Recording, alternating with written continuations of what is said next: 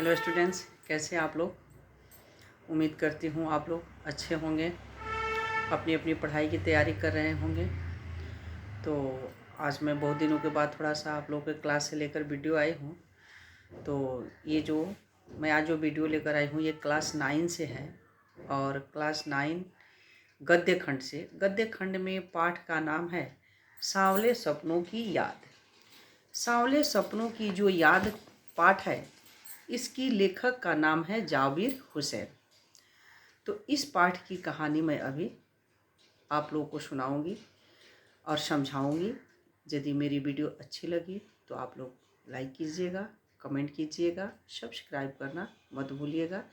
यदि आप मेरे चैनल पर न्यू है तो सब्सक्राइब ज़रूर कीजिएगा। और भी कुछ इस पाठ से जानना चाहते हैं आप, सीबीएसई बोर्ड से किसी भी बुक से, किसी भी पाठ से, या गद्य खंड हो या काव्य खंड हो, आप जो कुछ भी जानना चाहते हैं प्लीज़ कमेंट बॉक्स में मुझे सिर्फ चैप्टर का नाम बता दीजिए, पेज नंबर बता दीजिए, क्लास बता दीजिए। मैं अवश्य वो वीडियो लेकर आप लोग के सामने जल्दी से जल्दी लेकर आऊँगी।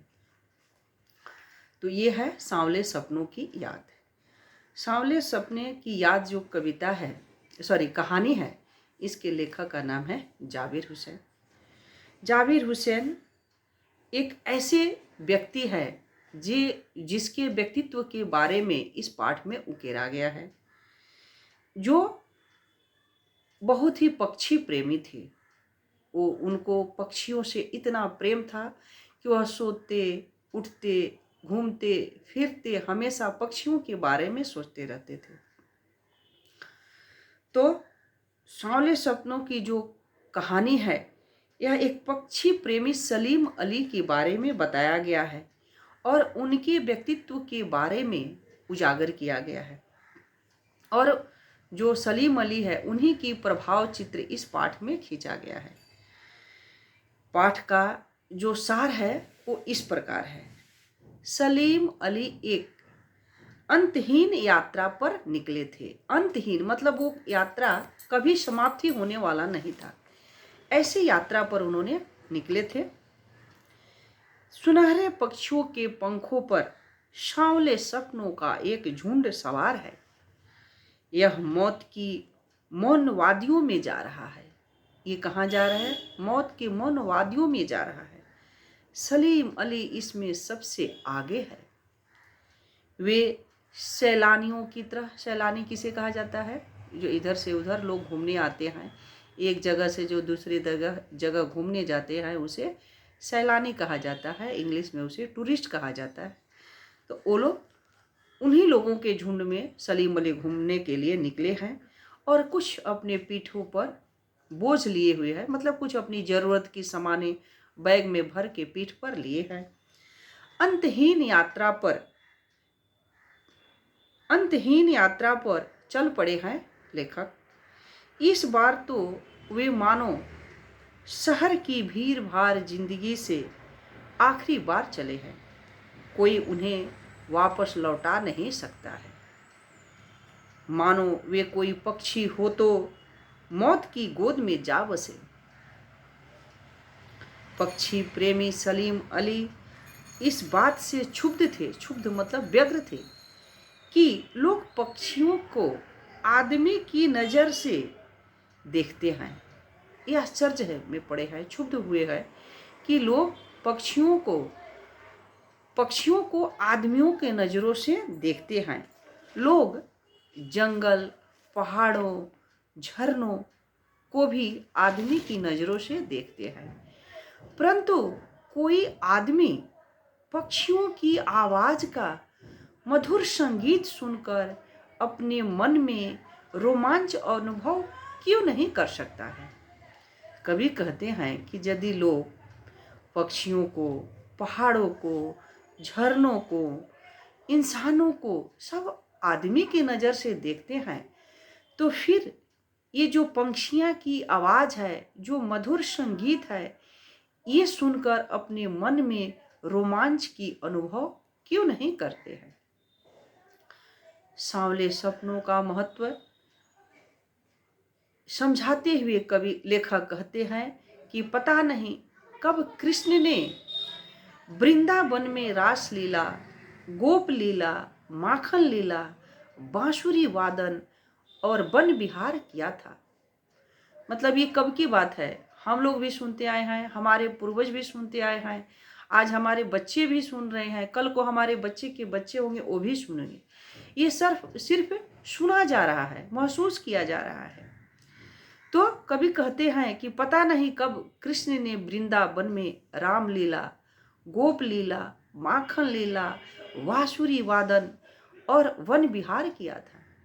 परंतु आज भी हम वृंदावन में यमुना का सांवला जल देखते हैं तो लगता है अभी कोई अचानक आकर बंसी बजने लगेगा।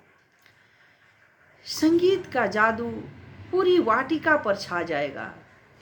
जो वृंदावन है वहाँ पेड़ों पर से लगता है कि बांसुरी की धुन सुनाई देती है, संगीत की धुन चारों ओर उजागर कर देता है। जो पेड़ है पूरी वाटिका पर छा जाएगा। वृंदावन कभी कृष्ण की बांसुरी के जादू से खाली नहीं हुआ। मतलब कब?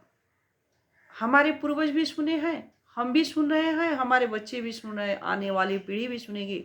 ये सुनता ही इंसान आ रहा है और सुनता ही जाएगा और महसूस किया है और महसूस करता रहेगा।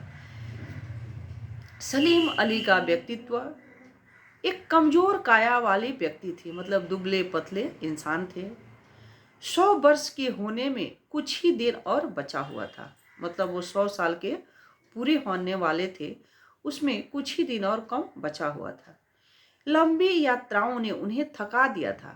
मतलब वो किसी चीज़ से, मतलब ट्रेन प्लेन इन सब से यात्रा नहीं करते थे, पैदल चलते चलते हर जगहों की जो हर जगह की जो दृश्य होता है, जो नज़ारे होते हैं, उसी को देख रहे हैं, आगे बढ़ते जा रहे हैं। जबकि उनकी आयु 100 को छूने वाली है। यही सब घूमते घूमते वो शरीर से इतने कमज़ोर हो गए हैं, इतनी दुर्बल काया हो गई है कि देखकर उन पर तरस आती है। लंबी यात्राओं ने उन्हें थका डाला है। शायद कैंसर के कारण वे मृत्यु को भी प्राप्त हुए थे। लास्ट में सलीम अली को कैंसर हो गया था, जिससे उनकी मृत्यु हो गई थी। अभी तो कहानी में हम लोग हैं, परंतु अंतिम सांस तक वे पक्षियों की तलाश और सुरक्षा में लगे रहे। जब तक उनमें जान रही, जब तक उनमें सांस रही, तब तक वो पक्षियों की सुरक्षा में लगे रहे। और उनके आँखों के ऊपर जो दूरबीन चढ़ी थी, वो जब मौत हो गई उसके बाद ही दूरबीन को उनके आँखों से उतारा गया। तो जो पक्षियों का जुनून था, इस तरह सलीम अली के ऊपर बरकरार हुआ था। सलीम अली की नज़रों में दूर तक फैली धरती और झुकी आकाश जैसा जादू था। उन्हें प्रकृति में एक हंसता खेलता रहस्य दिखाई दिया। उन्होंने अपने परिश्रम से बनाई थी। उनमें उनकी पत्नी तहमीना का भी योगदान था। आप लोग ये चीज़ याद रखिएगा, यदि आपको क्वेश्चन आता है कि सलीम अली की पत्नी का नाम क्या था, तो आप लोग क्या बताइएगा? आप लोग बताइएगा, ये मेरा क्वेश्चन रहा। आप लोग कमेंट बॉक्स में इसका आंसर लिखिएगा कि सलीम अली की पत्नी का नाम क्या था। तो आप लोग कमेंट बॉक्स में ज़रूर बताएं। सलीम अली की भेंट एक बार प्रधानमंत्री से हुई। उस समय प्रधानमंत्री चौधरी चरण सिंह थे।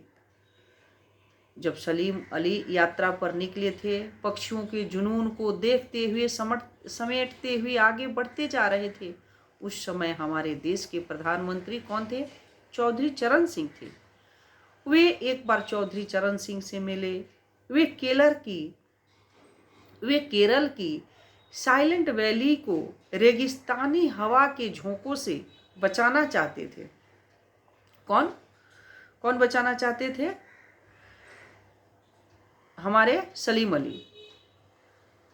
चौधरी चरण सिंह गांव की मिट्टी में जन्मे थे, इसलिए वे सलीम अली की पर्यावरण सुरक्षा संबंधी बातें सुनकर भावुक हो उठे। भावुक मतलब इमोशनल हो गए, भावुक उठे थे। आज ये दोनों व्यक्ति नहीं रहे। दोनों व्यक्ति मतलब कौन कौन? ना आज सलीम अली रहे हैं और ना चौधरी चरण सिंह रहे हैं।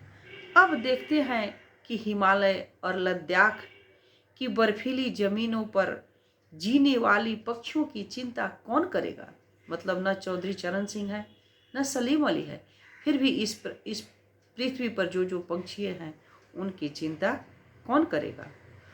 तो ये हमारा ये जो कहानी है सांवले सपनों की याद, ये आज की वीडियो यहीं पर मैं समाप्त करती हूँ। नेक्स्ट वीडियो में फिर आप लोगों से मिलूँगी।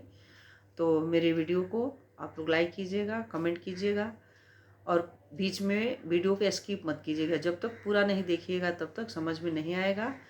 और यदि आप मेरे चैनल पर न्यू है तो सब्सक्राइब करना मत भूलिएगा। तब तक के लिए अलविदा। आप लोग को जो कुछ भी पूछना है आप लोग कमेंट बॉक्स में लिख सकते हैं। मैं हर संभव कोशिश करूँगी कि वो चीज़ जल्दी से जल्दी लेकर आए।